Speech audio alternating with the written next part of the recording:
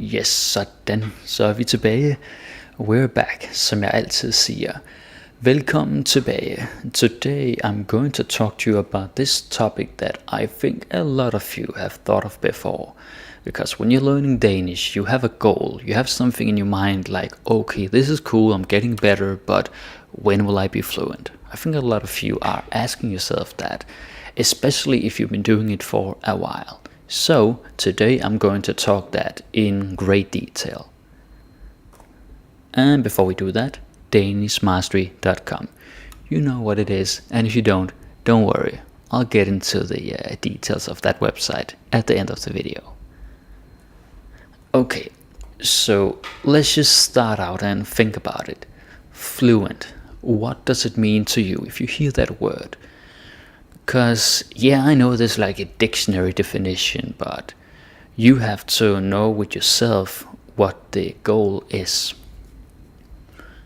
Is it to speak perfect Danish? Basically make no mistakes, have no flaws, and just, be able to, there's only one way to say it, be perfect. Is that your goal? That is attainable. It takes time, but you can learn a lot from just copying Danes, like being in the environment and just sort of soaking it up. So that one is doable, but it takes time and a lot of effort. But maybe to you it's not about being perfect, it's just that you want to be able to have conversations with ease. Like you want to be there, in a conversation with a Danish person without having to think, right? Because something I hear fairly often from my students is that they're at work or with their boyfriend, girlfriend, whoever it might be, and like they don't think fast enough, and like in Danish they can't think fast enough to come up with a response to what they just heard, and that's frustrating. So maybe to you the goal is to just be able to have a conversation in Danish without having to think, just like breezing, it's just easy for you. Now maybe you'll still make some mistakes, it's not a big deal, but just make sure that those mistakes are not confusing to the native speakers. Because if they're like all over the place, and if you're still struggling with things like inversion and stuff like that you gotta handle that, right? A little mistakes here and there with maybe a wrong preposition is not a big deal. But yeah, this is what some of you probably have in mind. You don't need to be perfect. You just want to be able to talk to Danes without them looking at you in a weird way, or without them being like, no, it's okay, let's just do it in English. Because I know that you all had that experience at least a few times. That's how it is in Denmark, because our English is pretty good. But that also means that it's hard to learn the language. And Danish people are not so patient. Yeah, I know it's not fair, but that's just the truth, The kids are, adults, not so much. So yeah. But maybe to you, it's that you want to have the same level that a native speaker has. Like you want to speak like me or someone you know. That's cool, but that's like the hardest of these three, like you really have to be obsessed with the language, or like really, really immerse yourself in it, because it's not just about knowing a lot of words and having perfect grammar and pronunciation and so on. It's also like understanding the culture and why we use little filler words in a certain way. So that's like really, really hard. Like that's gonna take something, but it's still possible. If you live in Denmark long enough, I would say, right? So just to sort of summarize from this slide, make up your mind and really decide within yourself, what is your actual goal? Like what is fluent to you? Don't worry about the dictionary definition. Worry about what it means to you. Okay? Cool. So that is like the introduction, really thinking about it. And then I have to say this, you see it right here in front of you. you gotta forget the magic pills or magic fixes, quick fixes, any idea that you can learn Danish very fast in 2 hours or a week or a month or anything like that. It's it's laughable. And as a teacher and YouTuber, I see it online, with many languages, and it's marketing, right? Like they'll say something like, learn Danish in just 1 hour, all the Danish you need, master the basics.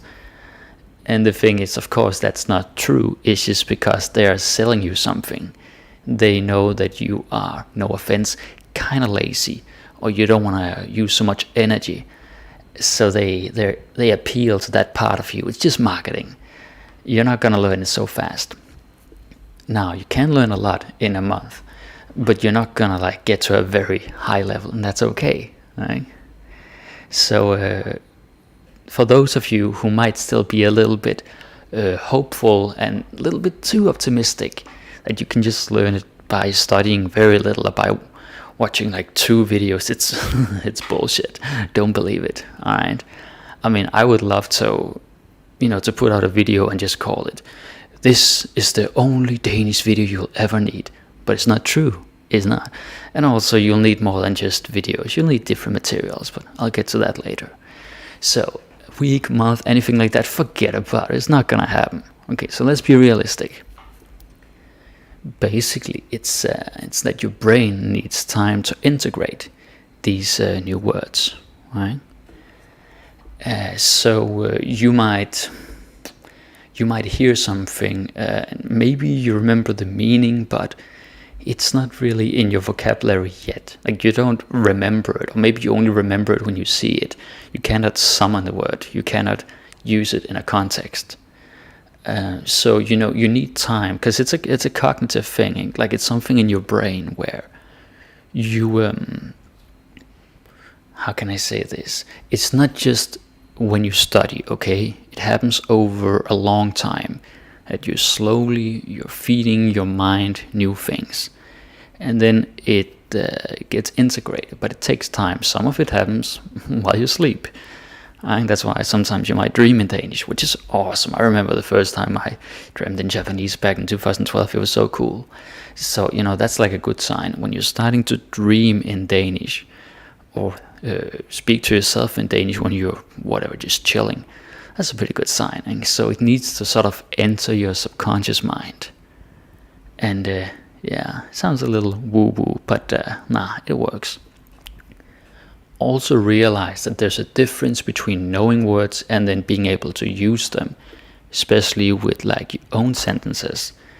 Because you might have memorized, let's do a quotation mark, quote unquote, memorized some words, and you can, if there's some multiple choice test, you can kind of pick the right one. But if you can't have a conversation, if you can't read it in a book and understand it, if you can't pronounce it, it doesn't matter. You gotta master the words, eh?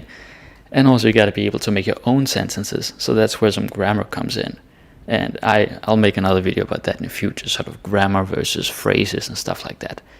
But for now, suffice to say, just know that you may have heard a word and you may even remember it, but it's not the same as being able to use it, right? So see it in different contexts. That is very, very helpful. Alright, cool. So the magic pills flush them down the toilet, or whatever you want to call it. So, now let's look at it this way, because you have certain advantages, right? And it's not fair. It's never fair, but it is what it is. So there are some things, some conditions or circumstances that may make it easier or harder for you to learn a language. So you got to think about that. There are several factors. But I would say the first one is how many languages you already know. And what are those languages? You got to think about that. Let's say you're a native English speaker. Okay, it's not the worst as in it could be harder. but you could also be closer. I mean, if you speak German, that's a lot easier. Swedish, obviously, Norwegian, Dutch, the many languages in the Germanic language family, but English is further away. So that makes it a little bit easier. If your native language is Spanish, that makes it somewhat harder. If it's Arabic, that's even harder. And Russian, Japanese, Chinese, Malay, like there's the further away they are from Danish, the harder it's going to be. And this is not something that I decided, it's just the way it is, right? But you can use it to advantage anyway. Like whatever language you have, there's probably something further away. And maybe you already know the grammar in some similar languages. Like I've had some students where, oh yeah, Thomas, I get this because it's similar in German. I'm like, okay, cool, yeah, Danish is not German, but it's a little bit close. So whatever knowledge you have, just use it. Yeah.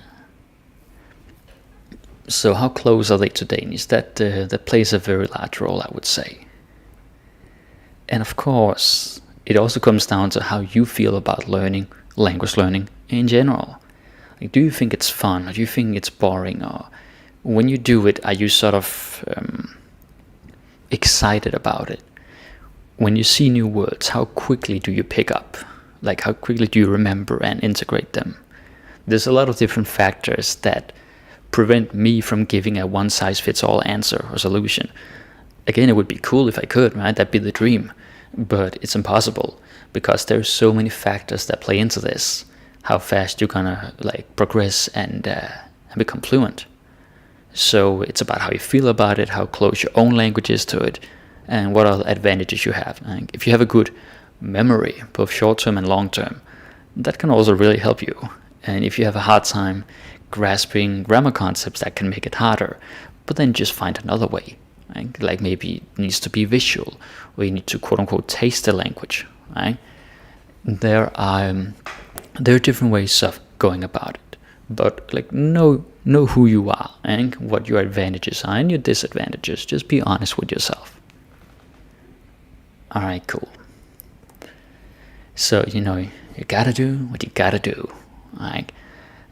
When you're learning, I think you'll get to a point where you get bored. Like in the beginning, not in the complete total beginning, but maybe a few weeks or a month into it, you'll be like, oh, this is boring. I don't want to do the basics. You want to skip, but don't. Don't skip. Now, I really, really understand this because, again, Japanese, Spanish, shit, I remember, being 21 or whatever, and I was like, I don't want to do this, man. Just give me the cool phrases. Just give me the insults and the pickup lines and the whatever, right? So you want to skip to the sexy, glamorous stuff or to the cool stuff. But the thing is, you gotta learn the basics. And I don't say that because I want to be boring or whatever. I'm saying it because the basic is the base, it's the foundation, and you build on top of that. If you are trying to rush to a higher level and you don't have the basics down, then you'll not be able to understand why things are the way they are. Like, why do you construct sentences like that? Oh, there are so many conjunctions, there are so many commas. Why is there inversion here? Oh, this is weird verb conjugation. Right, that's because you didn't do your due diligence with the basics. So you got to do that. And I know it can be boring, but if you do that, it's not gonna come back and bite you later. It's not fun to be bitten that way, because then it's like, okay, I thought I was done with this, but I'm not, so I gotta go back again. Yeah, so just do it the first time around. Cover the basics, self-introduction, numbers, alphabet, simple adjectives, all these kinds of things. I made videos to cover all of this, so they're not really that hard to come across, in the form of materials. But yeah, you gotta do what you gotta do, and you gotta be patient, right? So you can have a goal and have a short time, but at the same time, you gotta be patient. Because like I said before, you need to integrate it. Like your brain, your mind needs time to remember and put these words into context, something that makes sense. So you gotta be patient. You can't sit there with like a pen and paper or a computer or tablet or whatever and, God damn it, why can't I remember it? I get all angry at yourself or the language or me or Denmark or like anyone or anything, like whatever, right? It makes no sense. So yeah, you got to be patient and not get too frustrated. I've actually seen students near or really cry before because they were having such a hard time, and I'm like, yo, just chill. I mean, it's okay, and just treat it like a game. Treat it like you're having fun. It's kind of like you got to molten core or whatever, and you got to something, and then you just got to take it step by step. All right, cool. So with that in mind, let's move to this one. Okay, the time you invest. Yeah, this is important because I think that it's very important to be persistent. Maybe sometimes you can feel motivated and you sit down for like 2 hours and you're really hardcore, but then after that you don't study for 2 weeks. That's not cool. It's not cool because it's not effective. All right. So you got to consider like how often do you study, like how many times per week do you sit down or walk around, whatever your preference is, and study. How often do you hear new words? And it has to be on a regular basis, because if you take like long breaks, then it's kind of like what you did before doesn't really count, or it was a waste of time. Not a complete waste of time, but it's kind of lost because there's kind of the retention, like how well it was kept in your memories, is kind of weak, and because you've been doing too many things in between. So you got to do it on a regular basis, just like hitting the gym or anything else. Yeah, don't take too long breaks. So I would say that. But of course, be realistic. Don't be so hardcore and, assume that you can study every day. I mean, if you can, that's cool. But if you think that's too hard, then don't do it. And it has to be sustainable. Definitely has to be that. Also, how long do you study? Like per session, let's call it a session. Like you sit down for maybe 20, 30 minutes or an hour, and then you just study. Maybe it's 2 times a week, and it's like 1 hour per session. Okay, so that's 2 hours. Well, maybe it's 4 times per week, but it's 30 minutes.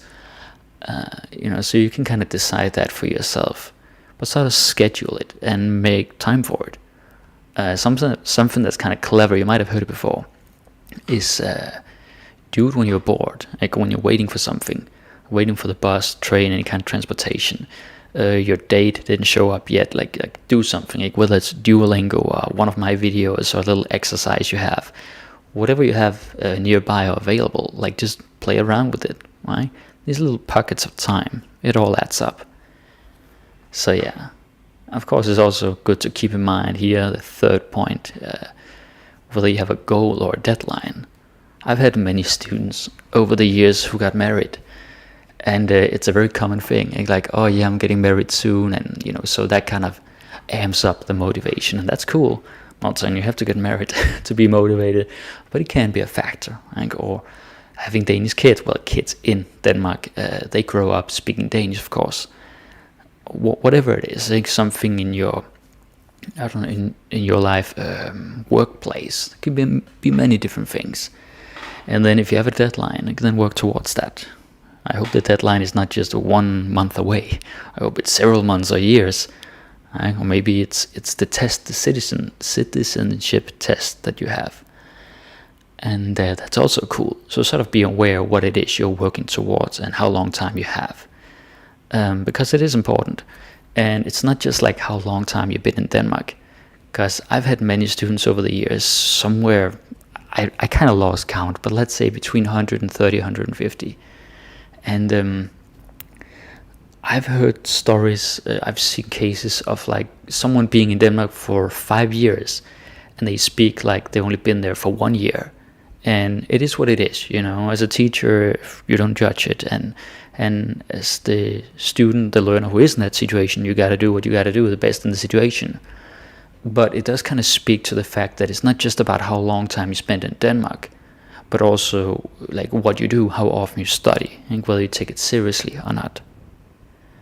So yeah, that's definitely something to think about, the time you invest. Oh, by the way, just because I say time you invest in studying, it doesn't mean it has to be boring.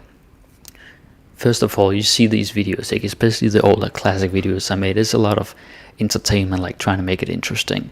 And there are other ways too. There are other tools and materials, apps, things here and there that can make it more fun. So it doesn't have to be boring, okay? I don't subscribe to this idea that it has to be like, oh, I discipline myself and it's so boring and that means that it pays off. It's not necessarily like that, right? Alright, I think I made the point pretty clear. So, the next one is the money you invest. Now, this is something that I think a lot of people are trying to avoid. Understandably so. It's understandable. Because we see this finite resource.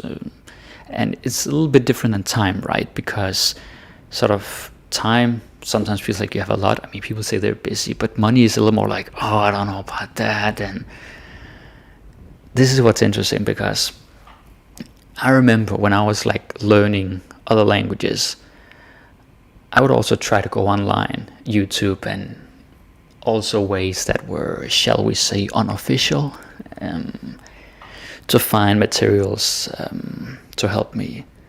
But it was kind of a hassle. It was kind of annoying, always just having the basic stuff, like the short versions. Like what you get for free is very often the short version, sort of abridged, like it's shorter. And you're kind of cheating yourself, I would say. So that's a choice you gotta make, like how much are you willing to spend on this? Yeah, because there are many different ways you can go about it, right? Like maybe it's a teacher, maybe it's a course, maybe it's some app that has like a premium function, subscription. It could be different things, but it is worth considering. Now everybody, just like with time, you choose how you spend it. But if you are serious about learning Danish, then time and money is probably something you want to invest. Because otherwise, I mean, it's kind of like what you put into it, I guess what you get out of it. So that's something to take seriously. And trying to do it for free all the way is, you can do it, but it's limited. Like it's limited what you can learn. And if you're just willing to pay for something, like a private teacher or whatever it might be, then progress faster. Now, let's say you already done it. Let's say you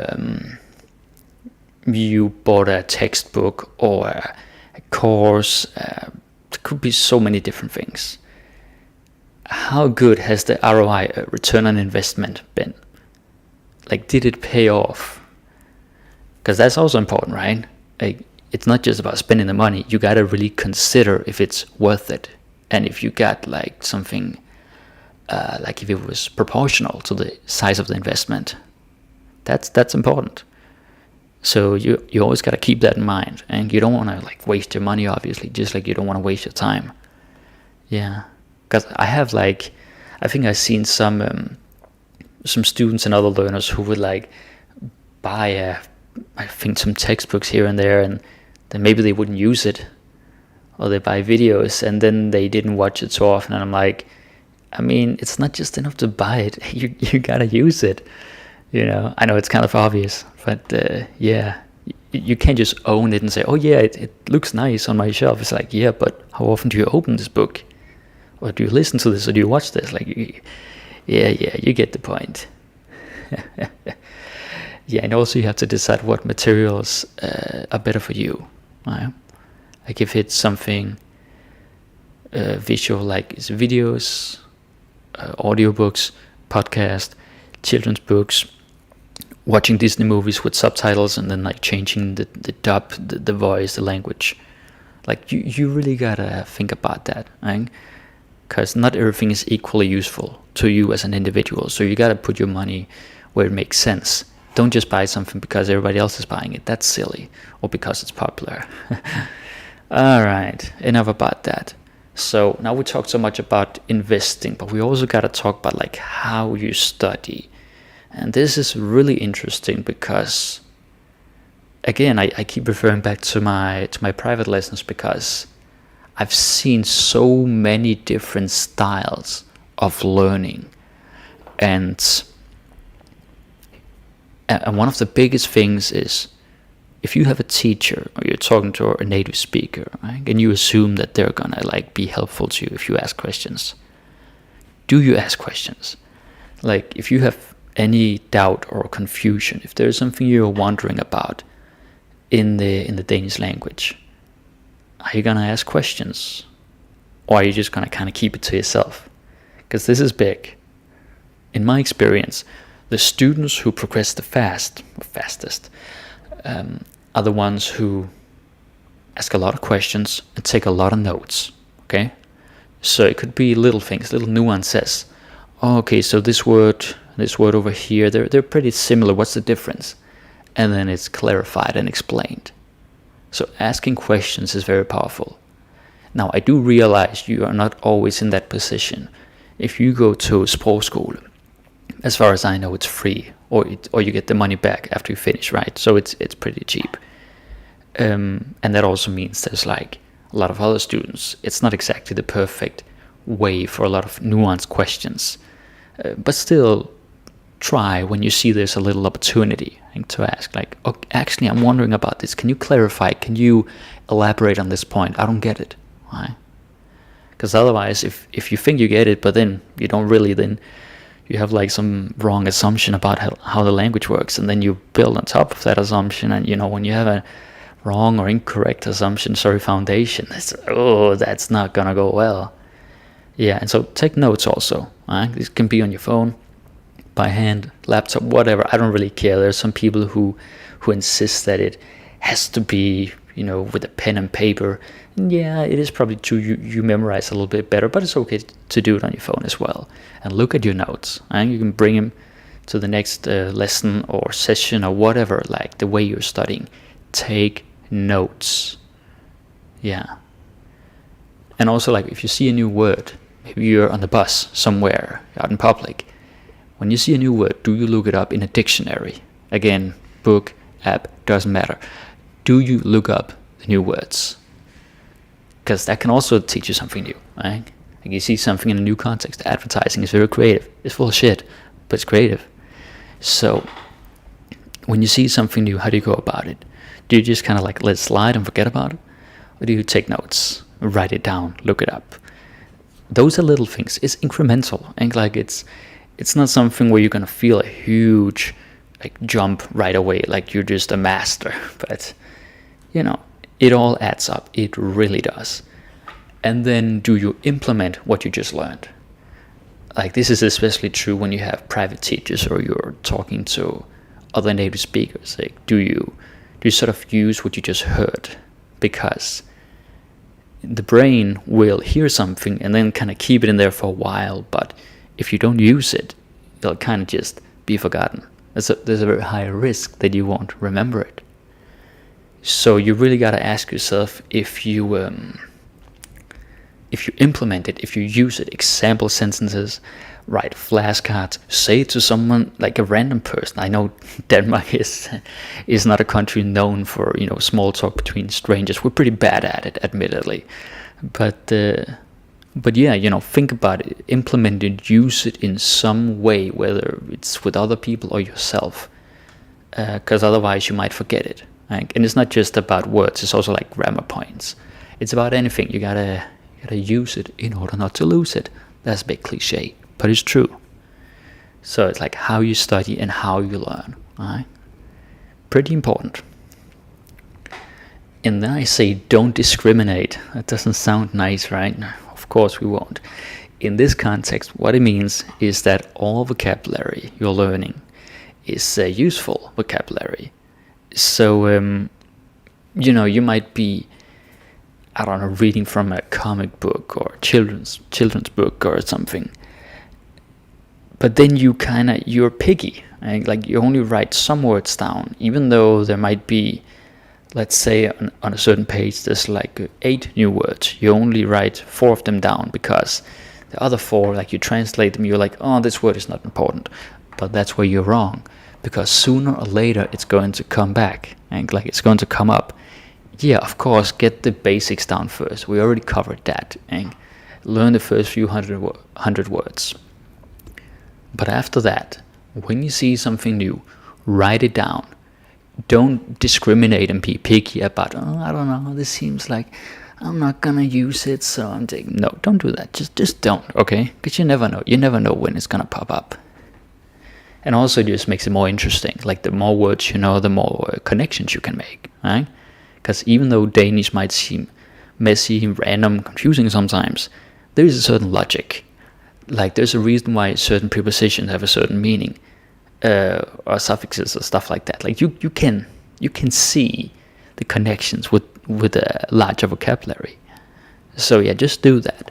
You don't always know what you're gonna need later or what you'll see later, right? So don't assume that. Actually, you need to be a little bit humble, and and I know this is not easy because we kind of know what we want to learn, but when you're a learner, you don't know what's going to be useful later on. All right, I'm spelling it out. You get the point. It's good to be curious. Be curious about the language, right?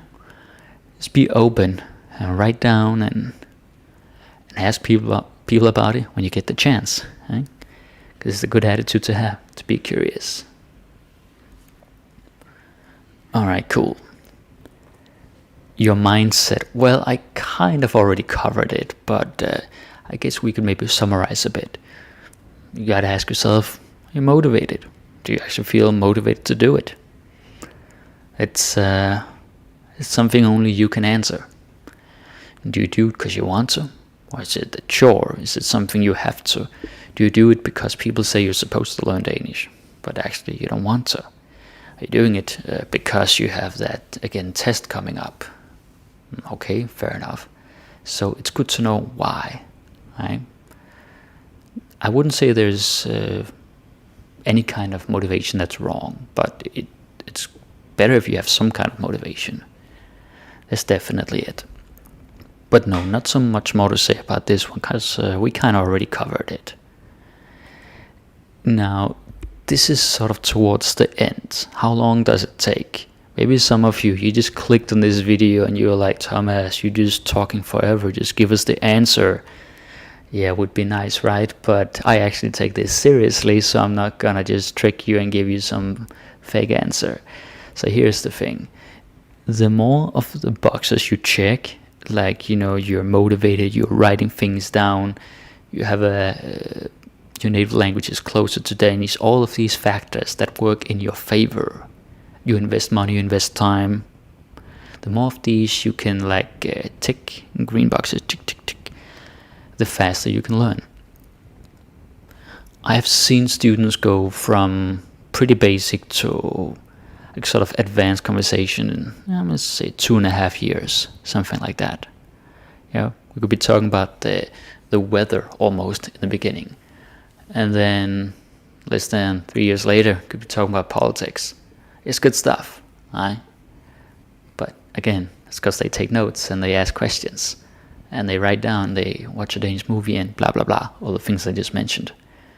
So you can do a lot in, let's say, 2 or 3 years if you bust your ass off, right?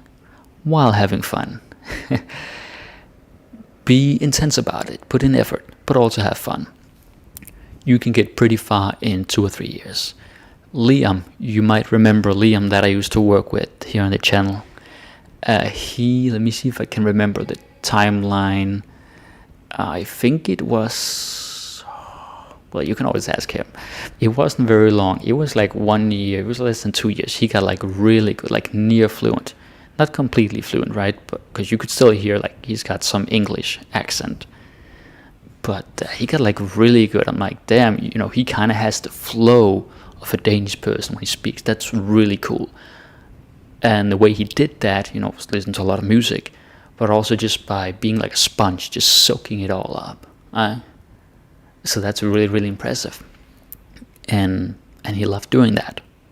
So it's a good example of someone learning with the heart, with passion. As cheesy as it may sound, right? It works. So it can be done in kind of short time if you have talent for it, and if you also really put in the work. I'll tell you one more anecdote. I had another student, this was quite a few years ago, and she was I forgot what country. It was maybe Bosnia or Serbia. Sorry to you guys if you're from there, I'm just mixing them up. She is from one of those countries, and she had been studying on her own for 4 or 5 months, I think. She never had a teacher. I don't think she had even been to Denmark. So when we started, she was kind of like lower intermediate level, and she had almost mastered inversion. I was like, wow, that's impressive. Like, to me, that's how someone usually speaks when they've been in Denmark for like maybe a year and a half, 2 years. So that was really, really cool. So some people will just learn faster than others. It's not fair, but at the same time, if you are one of the lucky ones, then good for you. If you're not, you can still try. It's not an excuse, right? I would say, I didn't write it here in these slides, but I would say that something to really pay attention to is accent. Now, everybody has an accent. I also have a bit of an accent. So you're probably never going to lose it completely. But it is good if it's not too strong. And like, there are certain accents that are just that make it hard to understand. I would say some Slavic languages, Russian, Polish, Ukrainian, there's a lot. Spanish, Italian, Portuguese obviously, French maybe a little bit, Arabic, that's a strong one. It's like, if you have a very strong accent, it's harder for people to understand you, because an accent is not just, that you might mispronounce. It's like the stress you put, the flow of your voice, the tones, right? We're not Chinese, so it's not like 4 tones, but that sounded wrong. But no, seriously though, like, if you have a very strong accent, you really want to get that handled, because then Danish people will be more forgiving and patient. And again, it's not really fair, but it is what it is, right? If someone is like busy, they don't want to spend time to like decipher and like listen through your accent if it's really, really heavy. So get that down, like handle it as much as you can, wherever you're from. And in some cases it's easier. If you're from Germany, then it's not a big deal. Sweden, Norway, Netherlands, you get the point, alright? So let me just say it once more then, 2-3 years you can get pretty far. Whether you're completely fluent or not, that's up to you, how much you do. All these slides, taking it seriously, and a little bit of luck, alright? Yeah. Alright, so that was basically it. Now, if you will just give me a moment, I gotta get some water.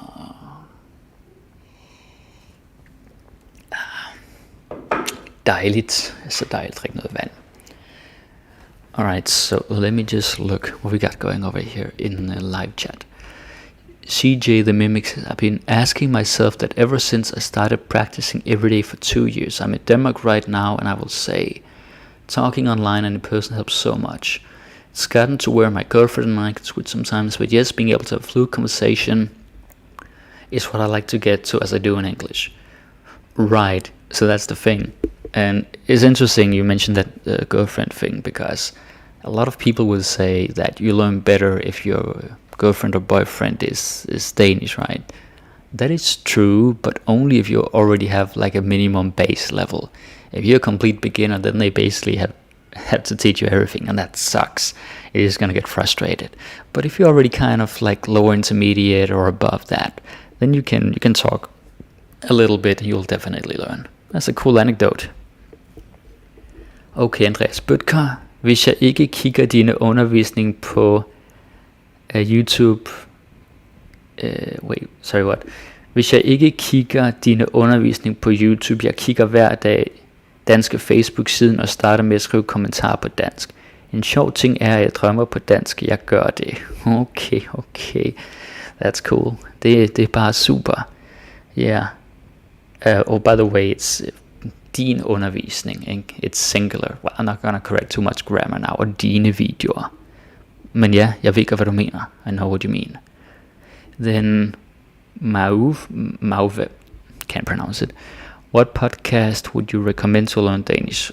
Well, I guess it depends if you mean like educational podcast or something to just practice your Danish. Danish Class 101 is kind of good, actually. My only real competitor. Danish Class 101, they have some pretty good podcast if it just comes to like breaking down stuff. It's a little bit corporate, actually quite corporate, and not so interesting, but they do break down vocabulary and sentence structure, so it's like pretty alright. Otherwise, I would say it's not so much podcast, it's more audiobooks, maybe the ones made for kids, right? It's really, really good. Okay, John Luck saying, I've been trying to read and listen to podcasts and movies, but I feel like my vocabulary still isn't there. I've been using Duolingo to help practice my vocabulary. Does this sound practical? Yeah, sure. Now, of course, I don't know how long you've been doing that. Listen to podcasts and watching movies. Let's see here. Now, sooner or later, some of it is gonna stick, right? But if it isn't, then maybe you need to use it more. Like if you're only listening or watching, it can be a little bit too passive. Maybe you should try to translate some text yourself, and to use Duolingo. But Duolingo is kind of like halfway good. Like it's you get the grammar and the vocabulary, but they kind of put it up there for you, so you don't really make it from scratch, if you know what I mean. Yeah, but definitely make something more. Textbooks also fine, they're kind of boring, but they work. And I would also say, if you can afford it, get a private teacher, because then you can feel like you can ask any questions and you can have some conversational class. That's good stuff. Because sometimes you need to talk about something interesting, or your mind is like, I don't care about this. Yeah, so you need to make it interesting. Andreas Bødt giving a thumbs up. What are you saying? Why don't Danes try to appreciate accents and recognize experts trying to communicate with locals? That is a good question. Now, I am only one man, so I cannot answer for every single Dane. I think it's that in Denmark we are not used to a lot of foreigners like speaking Danish. Like if you're in the US or an English-speaking country, I guess many Spanish-speaking countries, people are like happy that you're speaking their language, and they're like, yeah, whatever, we're used to people making mistakes and having accents. Danish people, we're not so much used to it, although, you know, we do hear like Arabic and Turkish accent, as I'm sure many of you are aware of. There's a lot of people from those countries in Denmark, have been for generations. So those we're kind of used to, but it's just, besides that, like, we don't hear it much, right? So, we're not used to the accent. Sorry. Yeah, that's definitely something I would say. Yeah. Like I've been teaching for so many years, so I don't hear it anymore. But if like someone from my family like walks by while I'm teaching, they're like, what is that? I'm like, what do you mean? This is what they're saying. Yeah. No, anyway. Carly Duplessis is saying maybe use flashcards and pictures. Yeah, sure, flashcards are good too. It's not the most interesting thing, but it can help a little bit, right? Like I made another video about a year ago, a little over a year, like how to learn Danish faster. And you can use flashcards, mixed with other things. Flashcards, Duolingo, textbooks, podcast, my videos, speaking to natives, whether adults or children, Disney movies or DreamWorks, whatever, cartoons in Danish. If you know the story, it helps a lot. There's a lot of things you can do in that department. And John Luck saying, that's great, thank you. Yeah, awesome. Det er jo bare fantastisk. So yeah, this was nice, and I thought it was about time I made a video talking about the language and the learning process instead of giving you vocabulary and stuff like I normally do. So yeah, that's great. Okay, I think that was the entire live chat. So as I have to do every time, it's simply my obligation. It's right here, danishmastery.com. And this month I find myself making quite a few bonus materials, because like when I made the website sort of separate from the YouTube channel, it was back in 2019, and I thought to myself, I can only call it Danish Mastery if it goes beyond the videos, right? So you got the videos, that's like the foundation, the meat, if you will. And then I have like some PDF files too, so when you get bored of watching videos, you want a break, then you can like take the PDFs, and whether it's like little comic strips or short stories or some grammar exercises, I try to do a little bit of everything, so there's some variety and stuff like that, because I do think it's important that you have that variety when you're learning. And yeah, this month I already added a few more files, so that's definitely interesting, and a lot more is coming in the next couple of weeks and months, so it's cool, it's very nice.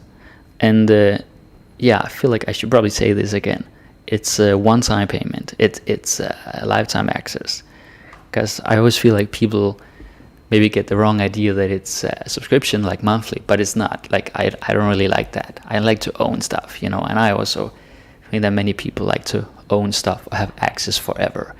So it's forever, if you get the videos now, then you have access to the videos that already exist and all future videos.